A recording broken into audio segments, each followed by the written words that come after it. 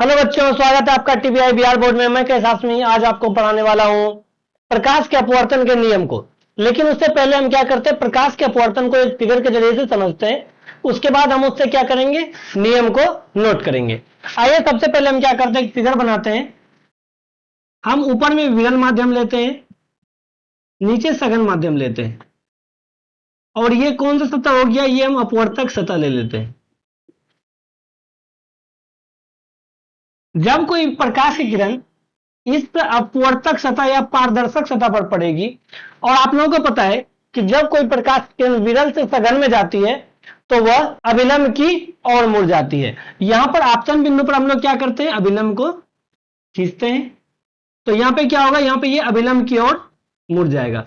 तो जो आती हुई प्रकाश की किरण है वो आपतित किरण कहलाती है। किरण जब आपतित किरण मुड़ जाती है उसको हम लोग अपवर्तित किरण बोलते हैं।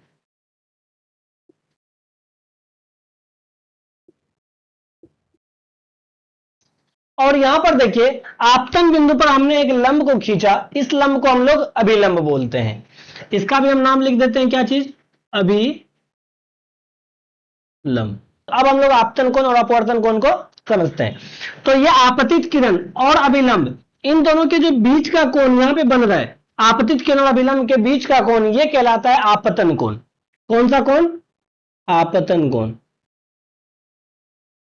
इसको हम लोग नाम देते हैं साइन आई का। किस चीज का, साइन आई का।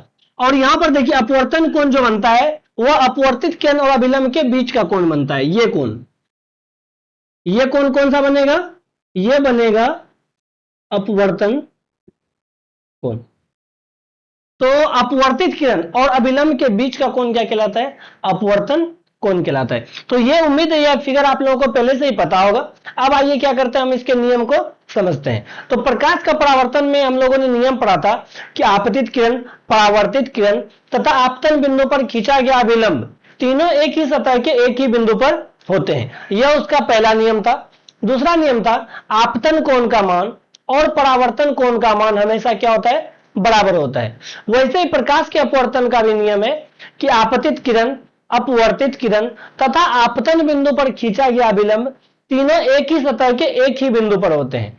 और दूसरा नियम कहता है कि आपतन कोण का मान और अपवर्तन कोण का मान हमेशा एक नियतांक होता है। आइए इसको फिगर में हम लोग समझते हैं। फिगर में नियम क्या कहता है, नियम कहता है कि आपतित किरण, अपवर्तित किरण तथा आपतन बिंदु पर खींचा गया अभिलंब तीनों एक ही सतह के एक ही बिंदु पर होते हैं। इसमें ऐसा नहीं हो सकता है कि अगर ये अपवर्तक सतह है, प्रकाश की किरण यहां से टकरा रही है और ये अपवर्तित यहां से होगी, ये पॉसिबल नहीं है। तब ये क्या होगा, ये यहां पे प्रकाश का अपवर्तन का घटना नहीं होगा। यहां पर हमको दो लाइट सोर्स का जरूरत पड़ेगा, जो एक लाइट सोर्स इधर से आ रहा है और एक इधर से आ रहा है। लेकिन ऐसा नहीं होता है। प्रकाश का अपवर्तन का घटना जब भी होगा तो वहां पे क्या चाहिए, एक ही लाइट मुड़ना चाहिए, तब वहां पे क्या होगा, प्रकाश का अपवर्तन का घटना होगा।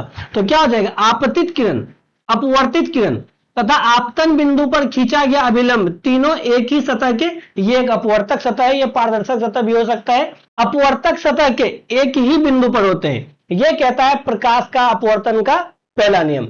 दूसरा नियम कहता है कि आपतन कोण का मान और अपवर्तन कोण का मान हमेशा एक नियतांक होना चाहिए, अर्थात कांस्टेंट होना चाहिए, उसमें बदलाव नहीं होना चाहिए।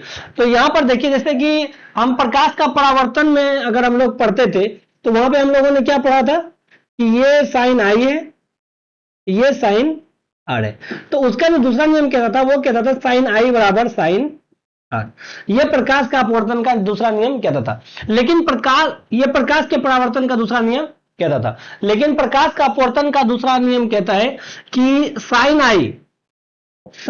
आई बटे साइन आर बराबर एक नियतांक। यह प्रकाश का अपवर्तन का दूसरा नियम है। तो बस दूसरे नियम में थोड़ा सा चेंजिंग है।